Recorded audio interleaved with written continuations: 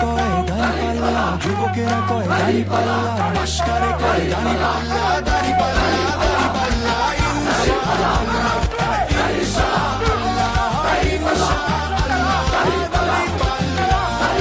আল্লাহর আইন মানলে পরে আধার কেটে যাবে, আসবে আলো ঘরে ঘরে, শান্তি ফিরে পাবে।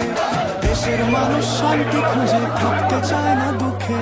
দাড়ি পাল্লার জয়ধ্বনি আম জনতার মুখে।